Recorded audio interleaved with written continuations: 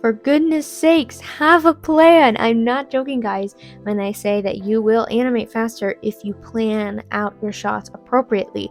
Now, as a student, I struggle with this because I either didn't plan enough or I overplanned because I didn't really know where to put my planning and how to formulate my ideas and all of that. So I thought I'd make a video going over the different methods I use to plan out my shots. Now, I don't necessarily use every single one of them for every single shot. Sometimes I'll just do like one or two. It depends on the situation. But one thing I will always do is the first one, which is getting a broad overview of the shot. So that involves knowing who my character is, knowing how they move and what their default posing is, and knowing the emotional impact of the shot. So whether a character is changing emotions or just progressing further within an emotion, like you need to know what your character is thinking and feeling in this shot. So defining that and answering that early is very helpful.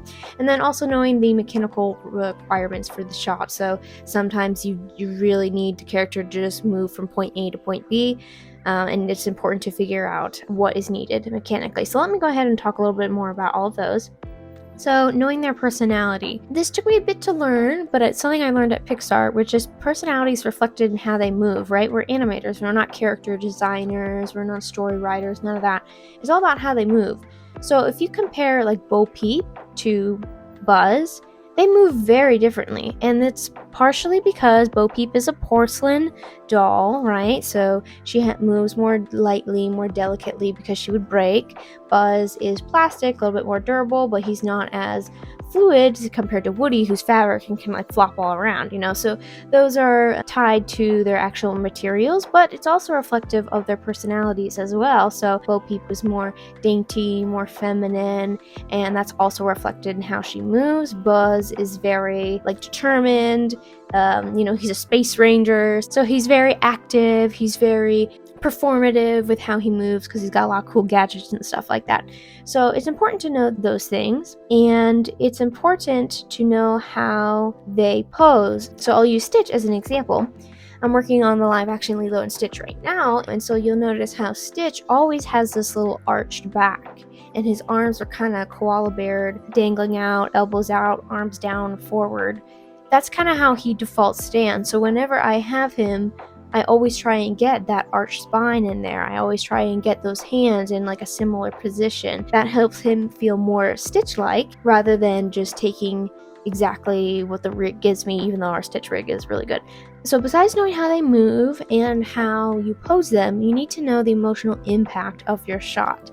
So this can be whether a character is changing emotions, so they're getting like angry and then they're relieved, or maybe you're progressing through an emotion, they're sad, they're trying to hold back their sadness, they get even more sad. Now this is definitely more like film work and game cinematics, but this also applies to gameplay animation. So for example, if your character is doing an attacking animation, you would want the feeling of your character to be more determined, more aggressive, right?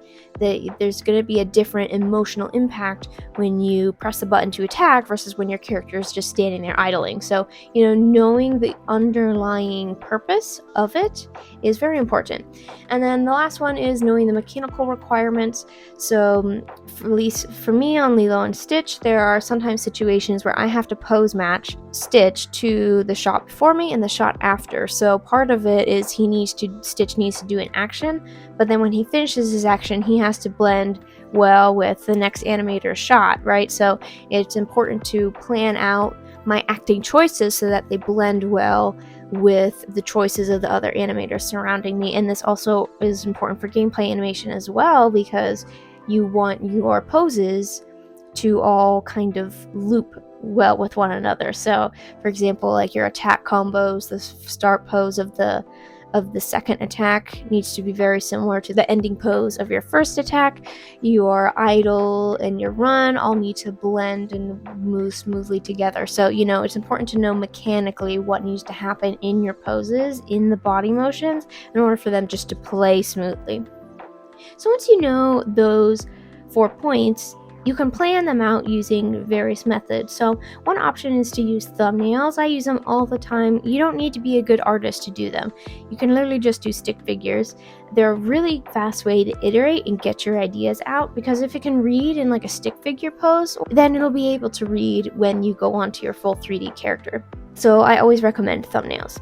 Option number 2 is video reference. So all animators use this at some point. It's really easy to get out different acting ideas or to get certain mechanical information when you just shoot a video of yourself performing that action. You'll be able to see what acting choices read better just by you performing it, and you will also be able to get good ideas, because sometimes an idea will come to you while you're feeling it out and you just go ahead and perform it, and it turns out that that is the best solution for your shot, and you wouldn't have done that had you not been physically going through the actions. And it's also super helpful because you'll get little details that you may not incorporate or think to incorporate in your animation. Things like, oh, little eyebrow twitches, little finger twitches, oh, the chest actually rotated this way when I thought it would rotate the other way. You'll get a lot of helpful information from that. Now, the downside is you are limited to what you can do. So if you're doing some super crazy cartoony shot like a Wile E. Coyote, you physically can't do that. So video reference may not be the best tool for this situation.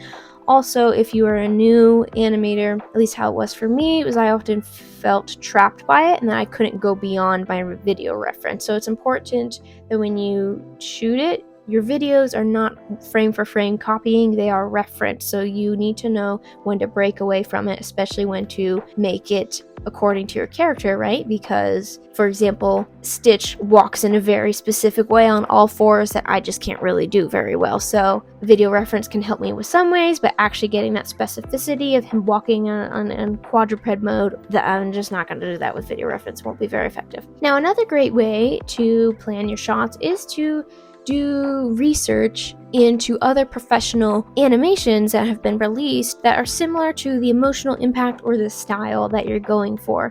So this can be really helpful for inspiration and to get things that are already working. So for example, I had this shot in anim school where I did the lizard, and so I looked at a lot of Wish Dragon, I looked at Mushu, and just seeing how the animators flipped the spine, posed the head, and got that nice fluid movement, and it was very helpful for me when I went to my shot. Now, I didn't copy it frame for frame, right? Obviously, because A, that'd be plagiarism, B, that's not my character, and then also different camera angles and everything, it's not the great for that, but it's super good to get ideas out and to see what kind of goals you want to hit. What's your quality goal you want to hit?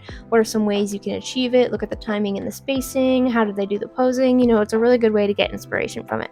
Now, the next one, I use it quite a lot for mechanically heavy shots, which is what I call Maya Cube Pass.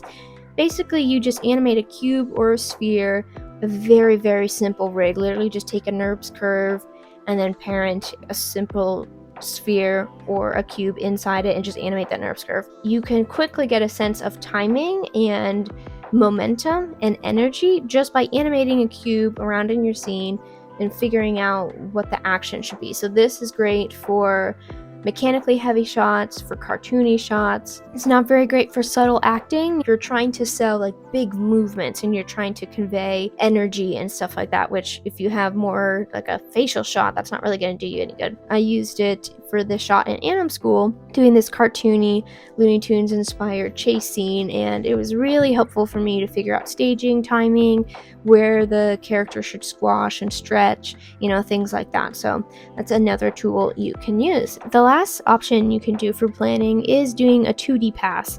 Now, I do have background in drawing, so sometimes for me, getting the ideas out with a pencil and paper and just flipping between the pieces of paper to get the different poses and see how it feels is a great way for mechanically heavy shots. It doesn't translate immediately into 3D, right? So there is a downside to that, and you do need to be able to draw and kind of be used to flipping between paper for 2D animation. But I find it helpful to get ideas out where thumbnails may not hit it because I want to see how it moves. So I did a shot with Hella doing a 2D pass, and if you compare the final version versus the 2D pass, you'll see they're pretty different, but it was helpful for me to explore how she could be graceful while she's fighting, because that was a goal that we wanted to have in that shot there. So yeah, these are the methods I personally use for planning. I hope that they're helpful for you, and trust me, if once you get your planning down and you figure out what your goals are for your shot and how you can best communicate your ideas, when you hop into 3D and animate your character, you'll be a lot faster than just trying to wing it in 3D on your character. That's a terrible way to go. So I really encourage you to try out these different methods and see what works best for you. So yeah, if you have any other suggestions of planning, feel free to leave them in the comments below, and as always, happy animating!